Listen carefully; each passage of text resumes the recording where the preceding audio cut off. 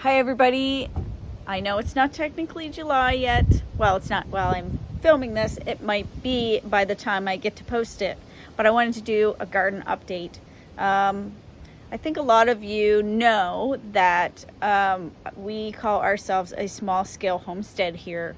What we grow here on our little 70 by 70 property, we use to the fullest extent. We use it as food, and I use it in my products in my business, which is Mini Soaps. So I always like to do a little garden tour and show you guys what we're up to. It's always really fun to just show people how much we can grow on 70 by 70 piece of property, and that's 70 by 70 feet, which isn't much. So let's start on the doorstep. Now, last time I had a lot of plants here that weren't mine. They were on their way to other people's homes. So now I have some mostly left that are mine. So let's start over here. I'm going to turn the camera so I don't get dizzy. This is my sage, and I like to use my sage in soap, but I'm also planning to use it in some shampoo and maybe even in some tea.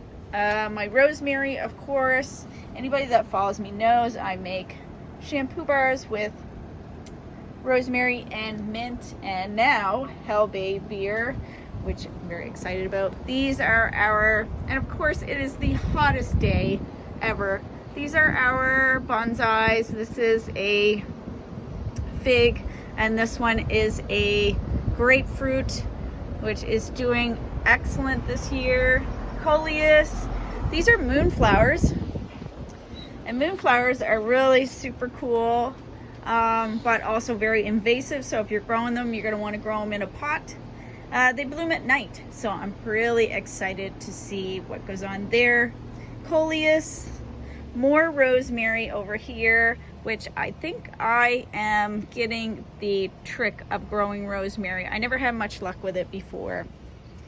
More sage is here. These plants aren't mine, they're for sale, to raise money for the walk for autism this year. More sage here. These are my welcoming pots that I did up. Thyme. My thyme this year, I grew some in pots and some in my gardens, and this will be used in tea. Lemon verbena, I'm growing for use in my dishwashing bars. There's Sophie. Hey, Soph. Sophie is my companion dog. She is stuck to me like glue. So my tomatoes, I grew a lot of tomatoes this year. They're all cherry tomatoes. So my guinea pigs and myself really like to eat cherry tomatoes. So I have Gardener's Delight and I think Pink Princess, but they're doing really well. Some of them have little baby tomatoes on. Nasturtiums, I'm going to use these in a tea. I'm going to dry them. More tomatoes. My Rose of Sharon, more tomatoes. I talked a lot in our last video about water catchment. Now, we have not watered any of our plants from the well yet this year. So this is a heat pump, for those of you who aren't familiar. Most everybody is, I think. And it is cooling our house inside. So then we save the condensation that produces as part of our water conservation efforts. This is my oldest patch of lavender, and I was discussing this the other day, how I had picked this lavender up at a church sale, and I had no idea about lavender. I always thought that I hated the smell of lavender, and it turns out I didn't hate the smell of lavender. I hated the smell of fake lavender, and I really am in love with real lavender. Real lavender smells amazing. So this is my oldest patch of lavender, and I harvested off of this already, and I might harvest another few pieces off of here. These are my lilies. This used to be my patch of mint, but I have moved that. So now it's more lavender, it's lilies, it's my roses, which I save my rose petals for use in products. I've got daylilies, chives, I've got lemon balm down here. I had to use some diatomaceous earth. I've had lily beetles come this year. I'm not too happy about that. So this is my big front. I call it the front garden. More diatomaceous earth. This is my bee balm, and you can see I have a nice big patch of that. I use that in my soaps. All inside is covered in mint. So this is the mint that I use in tea. This is the mint that I use in my shampoo bars. It's a very strong flavored, I call it English mint because the piece I got came from England. I don't know what these flowers are, but these are a pollinator favorite in our yard and garden.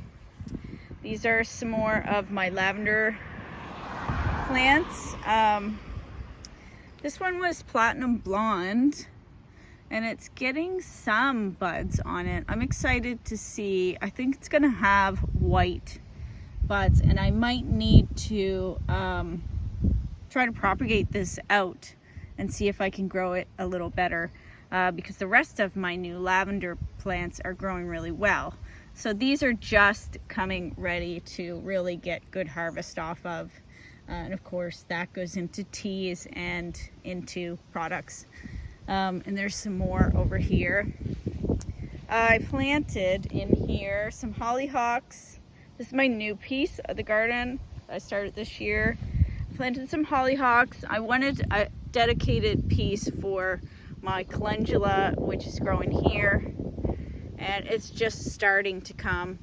And this was a mint that I found this year. It's ginger mint. So I'm kind of excited because the flavor is really gingery and it's really delicious. And I have some red bee balm that I started this year. You can see that, if I get out of the shadow, that the calendula is starting to open, and the more flowers that come, more will come in succession. This is my Koto no Ito Japanese maple that I just picked up this year. I didn't need it, but I love it. My azalea, that's always a big showpiece. I think in my last video it was in full bloom. There's some foxglove in there. More lilies. I really like lilies. And this is a white bleeding heart. There's more mint because all of this will get used and more. I of course have lupins. This is a dragon tail willow, and it had quite a bit of damage. I think it had a virus or some kind of fungal problem. So we ended up cutting it off. This is my pea garden, and my peas are well on their way. Within the next few days, they'll be ready to have a nice meal harvest off of them. These are my black hollyhocks, and I love these hollyhocks. Just for, let's see if I can turn the camera and you can see the height of these things, and they're not done growing. I'm 5 feet maybe, I say, and these will grow well over my height. Over here, that is my lilac bush. I harvested some lilac off there. I made some soap, but I'm also planning on using some in a tea. These are our potatoes, which have gone crazy. I think we'll soon be able to harvest some new potatoes off of those. Of course, hydrangea. I want to get to those in a bit, but I want to show you my middle front garden. This is where I harvest my chamomile from. My chamomile I've bought in succession for 3 years. This is my oldest patch, and of course you can see it's already blooming. So each morning after the dew is off, I come and I harvest my chamomile blossoms. Those go in my anti-anxiety tea. This is cranesbill, wild geranium. I have azalea in there, some daylilies. Over here is more mint and some more chamomile. This is strawberry mint, and this is what I call cat mint, or some people call it apple mint. I use this in shampoo bars. I'm sorry. Yeah, I use this in shampoo bars and my foot soak and some soaps as well, because this doesn't have a very nice flavor in a tea, but it's very good for product use. This is strawberry mint, and I made a nice strawberry mint tea with real deal strawberries and real deal strawberry mint. And it's very tasty. And speaking of which, tomorrow I go and pick up my strawberries from our local vendor, Val. That's my Japanese maple.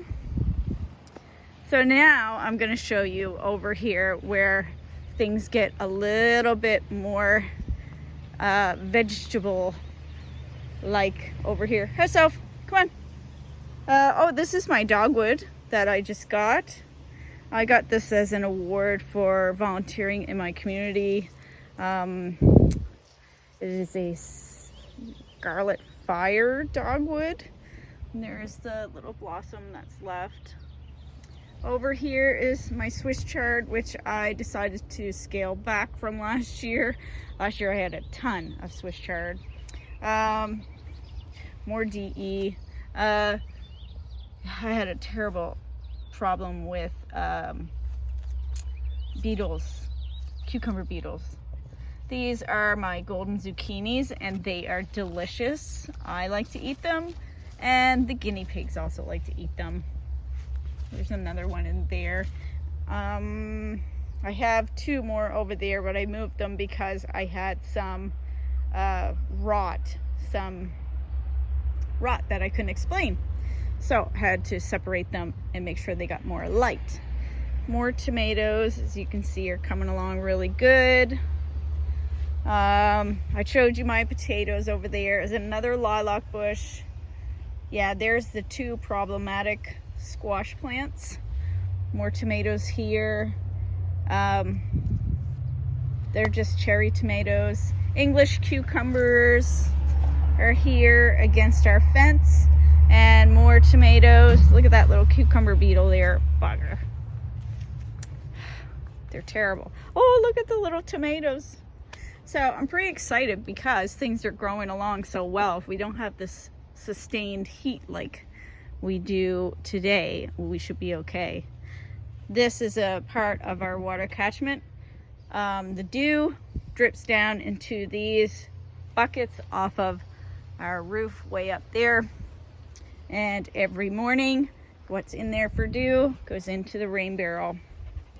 My carrot patch, as you can see, I had 2 packages of carrot seed, and by the time I got to the second package, it wasn't a good seed. So I only have half a carrot patch, which I'm going to prick out and thin so that we can have a good carrot harvest. This is my blueberry bush, high bush blueberries, and we put a net on them, and this net is like flexible so the birds don't get caught in it, but they also leave my blueberries alone. In that telephone pole over there is a condo of starlings who like to come down and eat my blueberries. Oh, over there you can see the wild roses that I use as part of my products. I use their hips for my rosehip oil, and I use their petals in my products too. That's my honeysuckle tree. Doing awesome. Our onion patch needs weeding, but it's doing very good this year. In the greenhouse, which is a new addition to my, addition to our homestead this year, I have our peppers in here because they are just going nuts. You can see they're gonna reach the ceiling soon. And I put in some baby lettuce. I grew these from seeds and then I pricked them out the other night and planted them. I had way too many, so I had to go on to pots, but they're doing okay. Peppers are doing great. This is my jasmine, which had a mold issue on the roots, so I repotted it and I keep it in here because it needs a little extra love. I got my coffee plant in here. That's a Arabica coffee plant. Lychee tree. Lychees are fruit from Southeast Asia. Spanish lime. They're just cool little trees, right? Mango. Our kale, that is for our guinea pigs. They love it. More peppers. As you can see, they're coming into flower. They just love the greenhouse. My lemongrass is actually doing well. I have figured this thing out, I think. So you really do need a greenhouse or a very sheltered, hot, sunny place. This does not like the wind. As you can see, the leaves break off and it does not like that. Oh, look, I have a little tomato plant in there growing. Huh. But anyway, this will be used in, oh, I think that's a baby. I think that this is a baby ladybug, but I'm not sure. If anybody knows, let me know. But yeah, it's doing much better. So I'm going to be using some of this in teas, and I'm excited about that because I could not keep that happy at all. There's willow and wisteria. Wisteria didn't bloom this year, and I realized why, and that is because we need to prune her back this fall, which is going to require some tree climbing by my husband, but he's up to the task, he says. So there's our rain barrels. So water drips off of the top of our greenhouse down into this rain barrel. Excess water comes through this hose over into the other rain barrel. So we are still using these, and there is about a half a barrel left of water in that one. So I'm hopeful that we get some rain soon. My clematis are still kind of blooming. I found out that this is jewelweed. It grows readily in the vacant lot next to my property.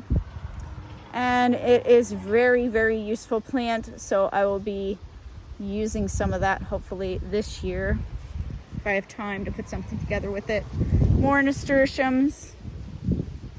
My mock orange bush was, I think, in full bloom last time I filmed. It's done this time, but it was incredibly productive this year.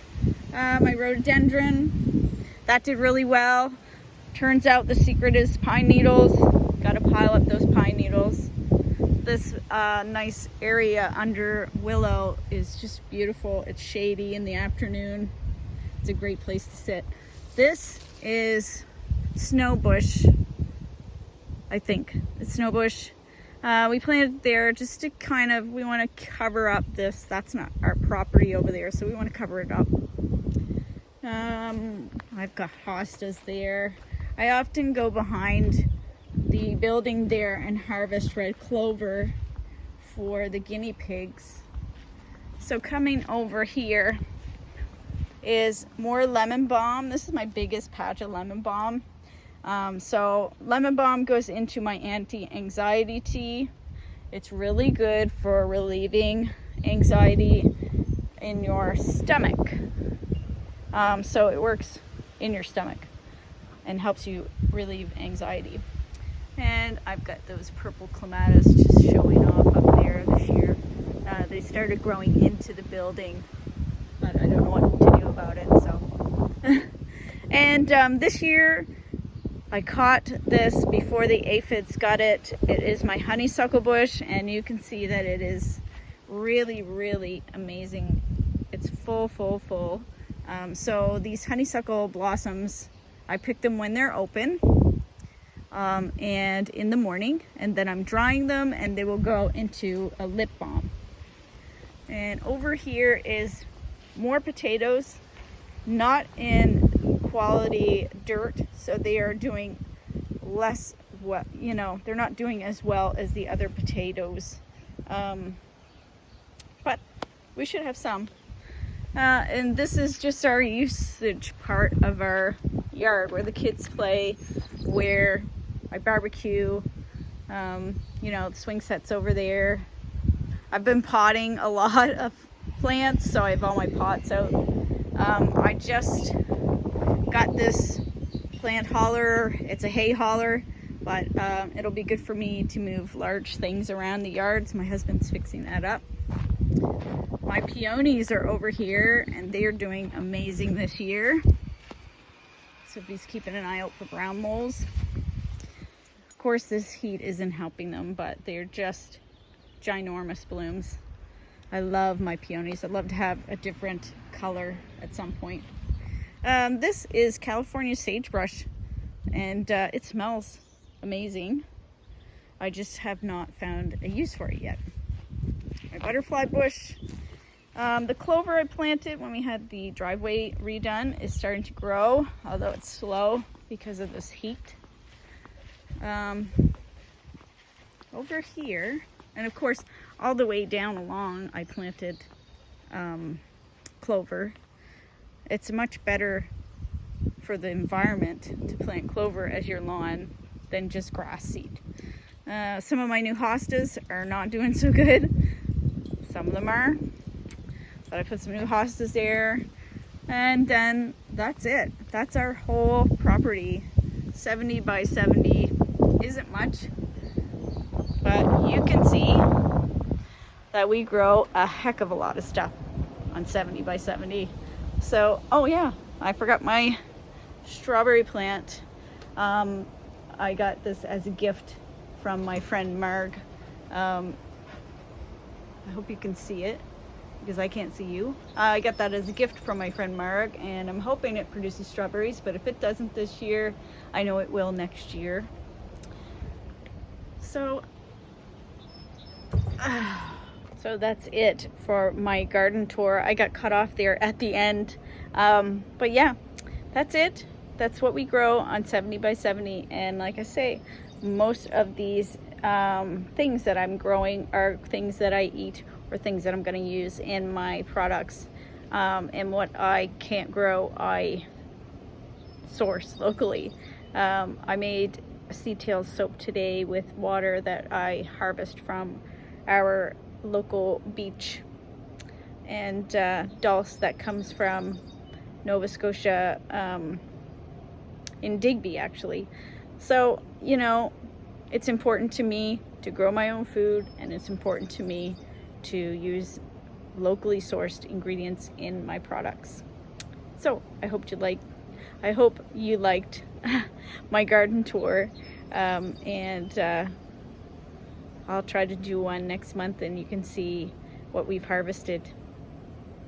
And for now, I'll see you later.